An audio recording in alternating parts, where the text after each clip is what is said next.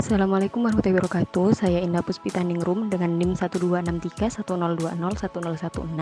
dari kelas IP 4A. Di sini saya akan memaparkan hasil wawancara saya dengan judul Implementasi Literasi Informasi terhadap Pemilihan Jenis Media Internet dalam Penyelesaian Tugas Sekolah Siswa SMA atau SMK. Sebelum saya menyampaikan hasil wawancara saya, sebenarnya apa sih yang dimaksud dengan literasi informasi itu? Literasi secara umum dapat diartikan sebagai kemampuan seseorang dalam membaca dan menulis sesuatu sesuai dengan fakta.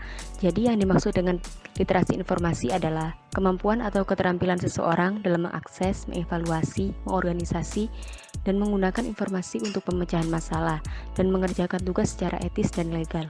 Di sini saya menggunakan model teori The Big Six. Model The Big Six merupakan salah satu model dari beberapa model teori yang ada di literasi informasi. Model ini dikembangkan oleh Mike Eisenberg dan Bob Berkowitz. The Big Six adalah kemampuan seseorang yang terdiri dari satu set informasi yang terpadu, yang diambil bersama-sama dalam membentuk sebuah proses. Big Six dapat membantu siswa dalam mempelajari informasi untuk pemecahan masalah dan menyelesaikan tugas.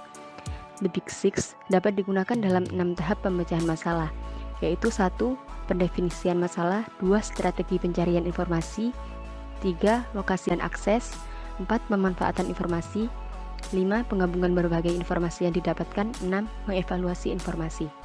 Di sini saya menggunakan metode penelitian kualitatif dengan teknik pengumpulan data, wawancara, dan observasi yang dilakukan di Desa Pucanggro, Kecamatan Kalitengah, Kabupaten Lamongan. Wawancara adalah sebuah dialog yang dilakukan dengan maksud tertentu antara pewawancara yang mengajukan pertanyaan dan terwawancara yang menjawab pertanyaan.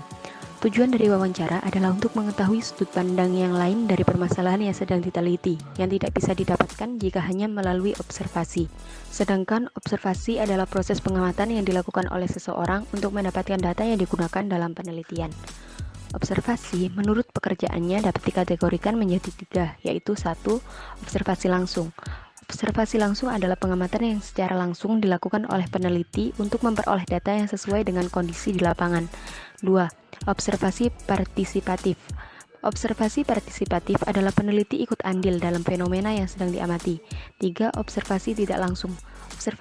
Observasi tidak langsung adalah pengamatan yang dilakukan melalui media yang kemudian hasil pengamatannya dicatat yang berhubungan dengan fenomena yang sedang diteliti. Berikut ini adalah hasil dari wawancara yang telah saya lakukan. Siswa SMA atau SMK di Desa Pucanggro menggunakan media internet untuk menyelesaikan tugas mereka karena dianggap lebih mudah untuk didapatkan dan penjelasan yang ada di internet lebih banyak daripada yang ada di buku pelajaran. Kebanyakan siswa menggunakan website, jurnal, dan Brainly dalam mengerjakan tugasnya. Siswa mencari jawaban dengan mengetik kata kunci di kolom pencarian. Kemudian akan keluar beberapa opsi website dan dipilih yang paling sesuai dengan pertanyaan yang telah diberikan. Kemudian dibaca secara menyeluruh dan menyalin jawaban yang ada di jurnal, ditambah dengan pemikiran pribadi mereka. Siswa menggunakan jurnal karena dianggap lebih efektif untuk digunakan dalam mengerjakan tugas. Informasi yang didapatkan pun lebih jelas sumbernya, dan informasi yang didapat lebih banyak sehingga dapat menambah wawasan. Sedangkan siswa yang menggunakan Brainly mengatakan bahwa jawaban yang ada di Brainly mudah dipahami. Walaupun begitu, jika mereka menemukan jawaban yang tidak memuaskan dari Brainly, narasumber beralih ke website ataupun jurnal untuk mendapatkan hasil akhir yang diinginkan. Para siswa menjadikan ketepatan jawaban sebagai pertimbangan dalam pencarian jawaban yang siswa butuhkan. Sekian presentasi dari saya. Bila ada salah kata, saya mohon maaf yang sebesar-besarnya. Wassalamualaikum warahmatullahi wabarakatuh.